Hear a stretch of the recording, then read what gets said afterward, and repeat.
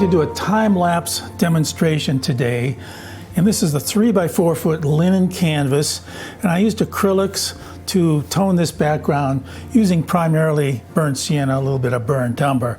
I'll be using oils today, and right over here to my right I have my monitor with my reference photograph. But before I get started on the demonstration part of this painting, I'm going to show you the finished piece and explain a few things that I did along the way to bring this to a completion.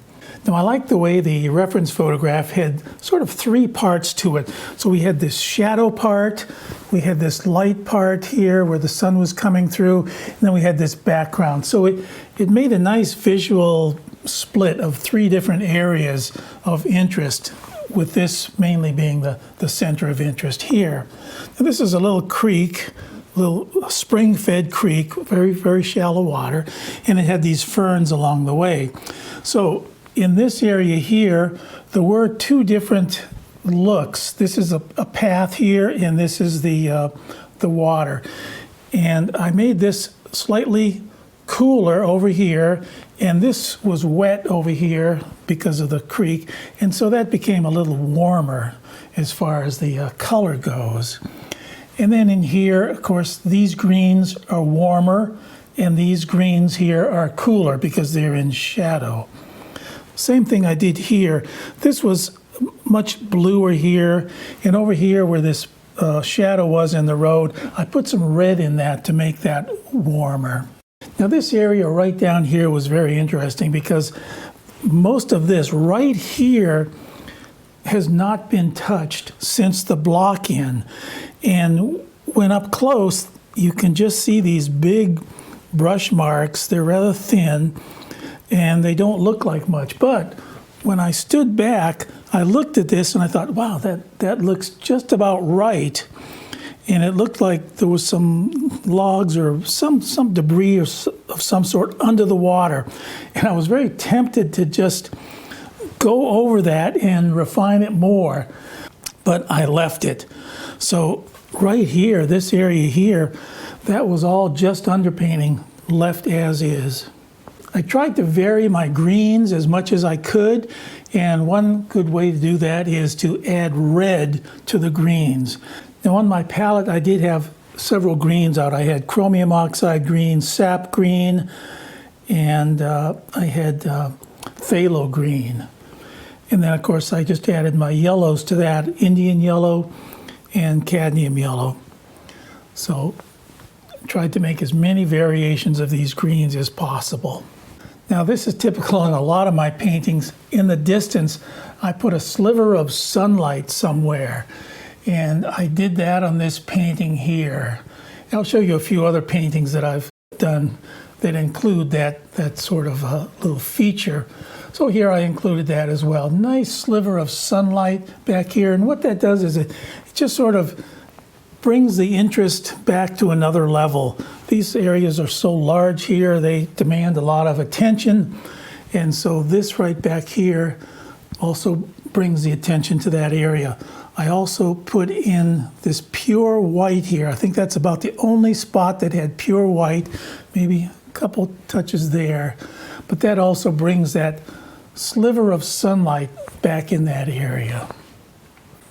Now, as you can see, a lot of the burnt sienna underpainting comes through here, and that gives the whole painting a nice tonal warmth. You can just see that coming through most everywhere. Now, had I not toned that with the burnt sienna, this would have had a totally different look. Well, that's a little bit of an overview of what I did here to complete this painting. So now let's go back and start the time-lapse portion of this demonstration. I'm just using a brush here to lay in my compositions. I'm just using burnt umber, I think, on this to lay that in. And now I'll try and start to block in these large, dark areas first. Now, earlier I said I primed my canvas with acrylics, but I'm using oils, so that's fine. You can put oils over acrylics, but you can't put acrylics over oil paints. And the reason I toned the canvas with acrylics is just because it dries so quickly. and I can get started with the oils almost immediately. A lot of that burnt sienna is going to show through in the final painting in it, and by using the burnt sienna, it gives a nice warmth to the painting, especially a landscape painting. So almost always I'll tone my board with burnt sienna before I start. The plan here is to get the entire canvas covered. I don't like to leave any area uncovered, but there's an exception here with the sky. I'm going to paint in these trees and some of the foliage, and then I'm going to paint the sky in between that foliage. It just gives it a more painterly feel, in my opinion, than trying to paint the foliage and the trunks and branches and that sort of thing over the sky. So when it comes to the sky, a lot of the times I'll do this just the reverse of what you might think. I'll paint in the branches, the trees, and then I'll paint the sky over that. Now that the canvas is covered, I can start to refine all those areas that have been blocked in. What I liked about this photograph is this patch of light coming through sort of the upper third of the painting. And then the bottom part of the painting is all in shadow. So I wanted to really focus on getting that really pretty patch of light through the upper third of that painting. I also like the S curve of this composition, and I always find that very satisfying. So when I'm out in the field and I take photographs, I look for this and I try and get as best a composition as I can in the camera, and that saves a lot of time back in the studio, so I don't have to totally recompose my composition. I already have it settled and firmly in place in the photograph. Then I can attend to more important things in the painting rather than trying to change the composition. Now I have two major elements in this painting that are very dominant, and that is the path towards the right, that sandy path, and on the left side is the spring, the little spring-fed creek that's flowing through this park. It's very subtle in the photograph, but there is a difference in the tonal value and the warmth and coolness between the road and the creek. The road on the right seems to be cooler, and the stream on the left seems to have a bit of a more warm color. And I think that's because the water running through that creek just tends to give that a different color.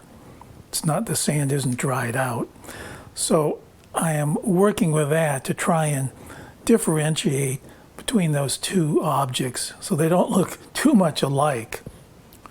Now that everything is pretty much in place, I can start with some of the details, and right now I'm adding some of the tree trunks, branches back there, and I'm adjusting the sky. Like I said before, I'm painting the sky in between all these branches and the foliage. And I'm jumping around on the painting. I don't want to finish any one area too much before I work on another area. So here down towards the bottom, this area is quite dark, and I'm even using a little bit of black down there, and that black is mixed with some ultramarine blue. What really seems to make this look like water is this reflection from the sky with the blue coming through. But I'm careful not to overdo that blue because this is very shallow, and I want it to appear shallow. And if I overdid it with blue, it would really just, I think, take away. So I have to be very, very subtle and careful where I put that blue and not to overdo it. And conversely, on the side of the sandy path, the shadow is cool. It's a bluish color, but I can't have that as blue as the water because there needs to be a difference there. So the blue shadow on the path, I've added some red to that. So it's more of a purple color, and that differentiates that between the water. There's foliage down here towards the edge of the bank, mostly ferns and some leafy plants. And I had to keep those colors very cool. So I added a lot of blue, primarily cerulean blue, to those greens to keep them cooler. And then where the lighter areas are, they're more yellow. So we have a difference between the warm and the cool colors of those ferns and plants. Well, I think that finishes this painting. I hope you enjoyed watching. Bye-bye.